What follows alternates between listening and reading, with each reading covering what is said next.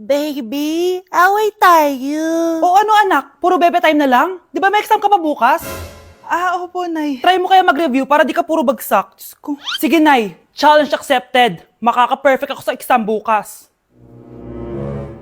Sino nagsabing hindi ko kaya mag-review? Baka Scarlett to. Ba't tumatawag na to? Oh, bakit bes? Nagre-review ako. Te, may bago akong chika. Importante ba yan? Importante. So, eto na nga. Go Tess, spill the tea! Ano nangyari? 1 hour later. O siya, sige na te, magre-review na talaga ako. Storbo. Saan na ba ako? X, Y... Hala, break na sila! Ano nangyari? 1 hour later. Mag-review na nga ako.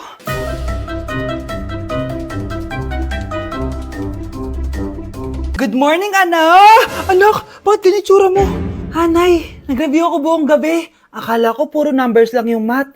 Bakit may X and Y? Di bale anak, gamitin mo tong Radiance Glow Pure Blossom Elixirs ng YOU. Meron tong toner essence at illuminating serum. Ano naman yun, Nay? Ano to? Nakaka-bright, prepare, at protecto ng skin. At di lang yun, anak. Nakaka-reduce to ng oiliness at ng skin texture. Suitable to for all skin types, kaya gamitin mo to para fresh ka bago ka mag-exam. Ay, ang fresh nga. Glass skin, no? Super lightweight at super dali lang pala i-apply nito, Nay. Go na, anak. Islay mo na yung exam mo. Good morning, class. Ready na ba kayo mag-exam? Sure nang makaka-perfect ako kasi nag-review ako. First question. Kung 5 ang kinain na pizza ni Maria at 2 ang sapatos ni Cardo, gaano kalayo ang Earth sa black hole?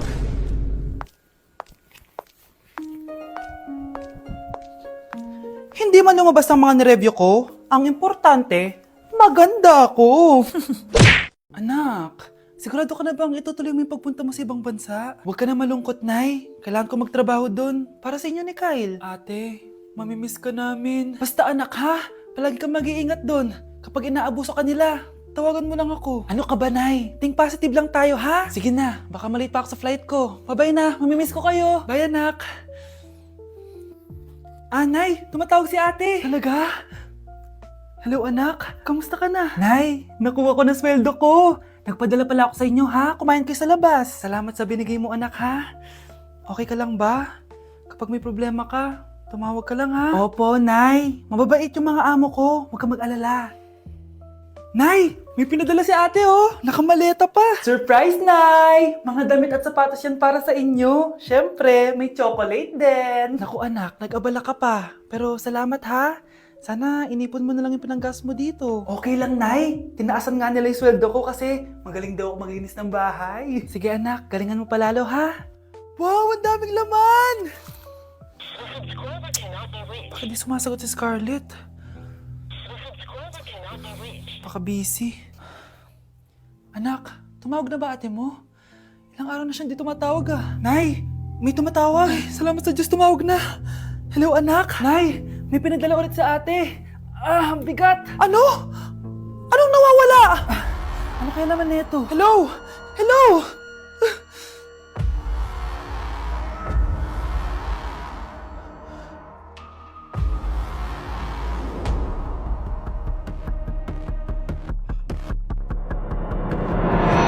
Ang isang 50% po ay mapupunta sa isa niyang anak. Ano?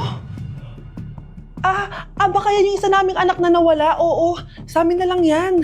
Ako! Ako ang isa pang anak ni Ramon. Oh, akala ko ba nawawala yung isang anak ni Ramon? Attorney naman, huwag ka maniwala dyan. May sakit kasi sa utak yan. Wala akong sakit, attorney. Maniwala ka, please. Kailangan ko pa ng sapat na ebidensya para maniwala ako sa'yo. Sige na, babalik na lang ako. Ito na ba yung bagong bahay ng anak ko? Ikaw babae ka? Sinubukan mo pang agawin sa amin ang kayamanan ng tatay mo? Ang sama nyo, tita! Gusto nyo kunin lahat! Well, hindi naman maniniwala sa'yo si attorney dahil wala kang ebidensya. Tao po, attorney po ito. Nandiyan si attorney. Halika dito. Ayan, ikukulong muna kita dito sa bodega hanggat hindi ko pa nakukuha mga kayamanan. Yes, attorney. Hawak ko na ang 100% ng kayamanan ni Ramon. Nandito na ang titulo, papeles at cheque ng mga kayamanan niya. Ay! Salamat, attorney, ha? Scarlett, Hindi ko na alam kung ano nangyayari sa nanay ko. Pero huwag ka mag-alala. Ako bahala sa'yo. Kailangan na matigil tong pinagagawa ni nanay. Tao po. Sino ka? Ako po yung nanay ni Scarlett, yung anak din ni Ramon. Totoo ba to? Pinagsasabi mong babae ka? Kami lang ang pamilya ni Ramon. Attorney, huwag ka magpaniwala dyan. Peke yan. Hindi to peke. Pwede mo ipacheck to sa attorney. Kaya ilabas mo na siya. Kinulong po ni nanay si Scarlett sa bodega. Ha?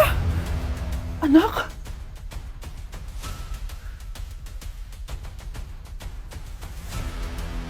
Kinulong po ni nanay si Scarlett sa bodega. Ha? Anak? Anak? Walang iya talaga yung tita mo. Anak, sorry kung ngayon na ako nagpakita. Pinakulong kasi ako ng babaeng yan. Deserve mong makulong. Ikaw ang ikukulong namin dahil child abuse ang ginagawa mo. Ano? At hindi mo na din makukuha ang 50% ng mana. Hindi pwede! Nay, masaya ako na nandito ka na. At hindi na din tayo maghihirap dahil sa pamana ni tatay. Masaya din ako, anak. Siyempre kasama ka dito sa Manta.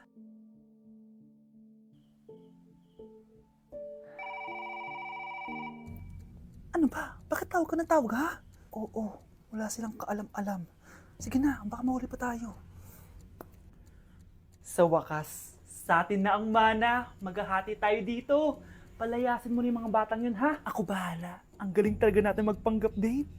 Mga anak, aalis na tayo dito sa bahay. Lilipat tayo sa mas malaking bahay. O eto, mga gamit nyo, inimpake ko na. Talaga, Nay? Scarlett, huwag ka maniwala dyan.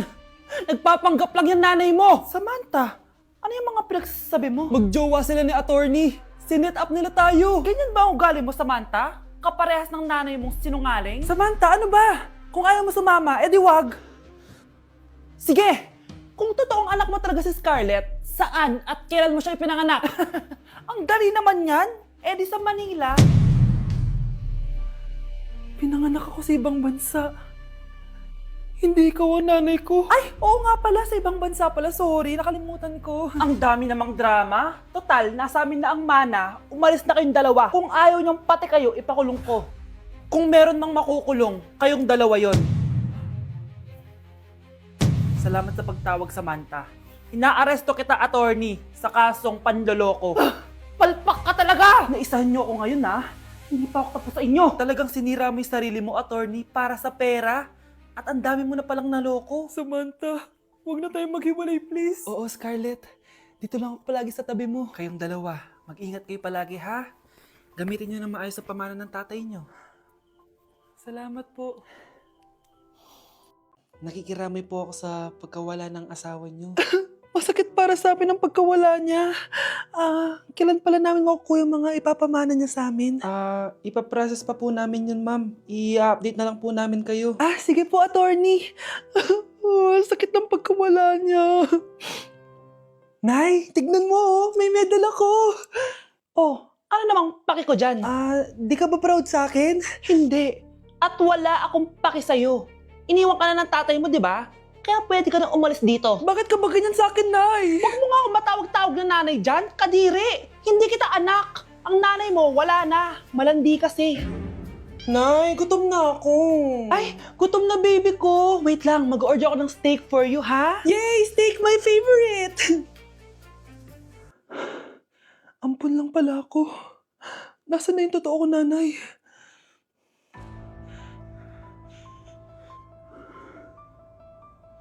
Tulog sila.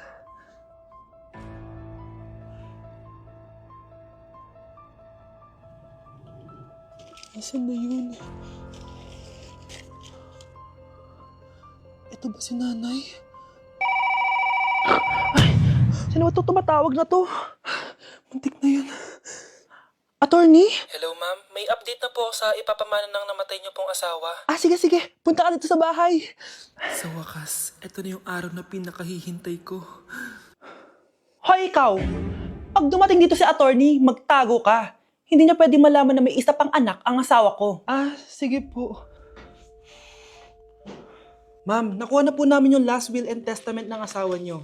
Ang nakasulat po dito ay ang 50% ng kayamanan niya ay mapupunta po sa inyo. Ha? Mali ata yan, attorney. Dapat 100% ang mapupuntang kayamanan niya sa amin. Kami lang ang pamilya niya eh. Bali ma'am, ang nakasulat po kasi dito ay ang isang 50% po ay mapupunta sa isa niyang anak. Ano? Baka yan yung isa naming anak na nawala? Oo, sa amin na lang yan. Ako ang isa pang anak ni Ramon.